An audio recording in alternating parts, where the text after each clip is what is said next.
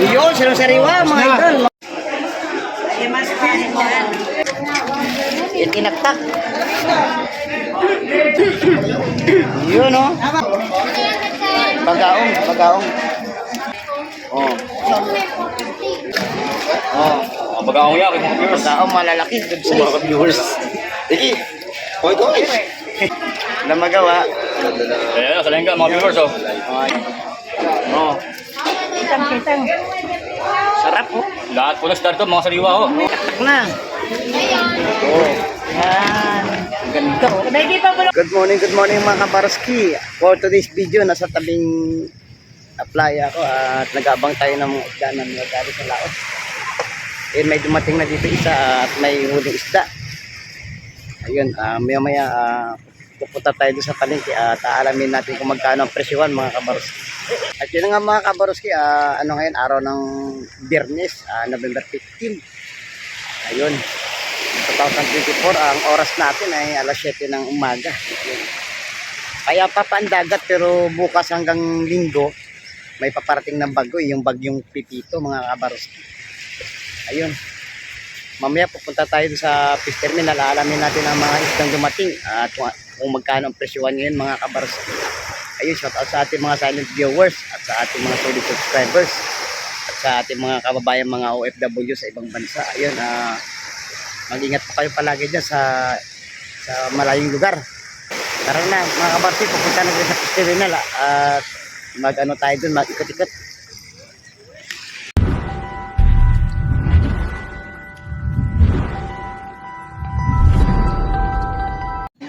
Uy, law-law, 80 lang ang kilo. Pusit, 400 ang kilo. Kitang-kita naman talaga mga idol, oh. Talagang fresh na fresh.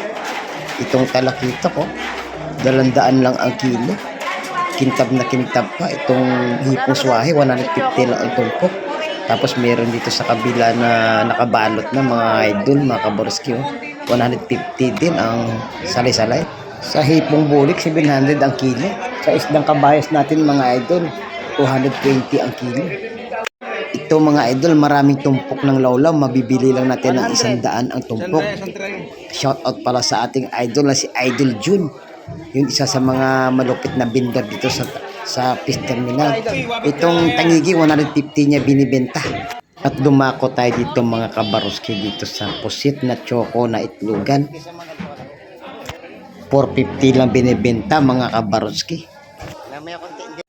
At sa mga oras na yun mga kabaroski, lumingon ako sa tabing playa. May dumating na bangka na may huling isda, kaya nilapitan natin mga kabaroski at aalamin natin kung ano nga bang isda ang huli nila. Tara, samahan niyo ako mga kabaroski at ating sisilipin ang mga nahuling isda nila ngayong araw. Ito na mga kabaroski, oh. Ito mga kabaroski, ating sisilipin ang nahuli nilang isda. Ayun, may salingga, may bakoko, may bagaong at saka talakitok mga kabaroski. Para nga pagsamaan niya ko at aalamin natin at presyohan dun sa may palengke. Hello guys, shout out oh. Dito mga idol. Wala sa kapitbahay namin. Iyon. Itinaktak. Kaya kayo salin mo kami sa lengga. Iyon. Iyon oh. Talakitok, mga viewers. Mga viewers, mga idol. Bagaong. Iririt, may sari. Halo na. Halo na. Yun oh. Oh. Tinaktak. Ito pa. Oh. Ang pagkaong yan, mga viewers. Bagaong malalaki. Good size. Mga viewers. Sige. Hoy, hoy. Lager eh. Na magawa.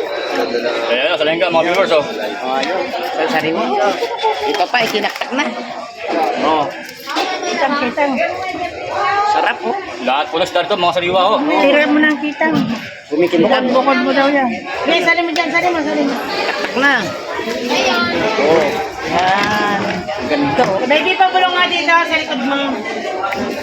Itong mga isda na to mga kabarsi, katulad ng kabasi, sapsap at saka salay-salay ay mura na lang ibinebenta. Kasi nahuli itong dumating. Yun, 100 na lang ang kilo niyan ang bentahan. Pero sa may papag mga kabarsi, 100 50 or 180 ang kada kilo niyan. Hindi pare-parehas ang presyo mga kabaroski. Dito sa hipong bulik natin ay mabibili ng 150 ang kada tumbok. Yung mga maliliit mabibili ng 130. Ayun mga kabaroski. Pero sa kada kilo ay mabibili nyo ng 700 ang kilo. Ayan, bumili kami dyan ng 4 na tumpok dahil 150 na lang ang kada tumpok. At ginawa namin pang ulam ng pang-stock namin sa pang-araw-araw mga kabaroski. Masarap niyan, talagang mo press na press. Oh. Shoutout sa ating mga ano diyan, mga vendors at saka mga mangingisda dito sa fish terminal. Ayun. Pakaganda ng dalawa na yun, hindi ko na sinama yun dahil sa 200 daw yun. Dito sa Yellowpin natin, 200 ang kilo. Dito papasyal pa tayo dito at alamin natin yung ibang isda kung magkano. Ito yung pusit na ano, itlogan 400 ang kada kilo niyan mga kabaroski. Bansa. Ito yung ano, yung bansa. Yung parang galunggong ay mabibili natin ng ano, ng 220 ang kada kilo. Na ano lang, nahiluhan.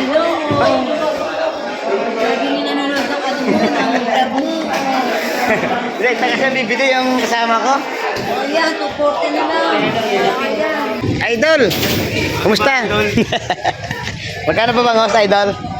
240 sa dagupan natin, idol. Sa tilapia natin? 160 po. 160. Dito may ano, may talaba oh. Saka, magkano sa tao te? 100. 100 kakal kaya. Ilan? Pwede mo 110 na lang? Sino ng kakal? Ilan na? Dalawa kakal. May tagtag yan siyempre. Yan ay kahit ganyan yung napakatapa. Oh, nahulog pa yung isa. Balik! Balik sa kahon.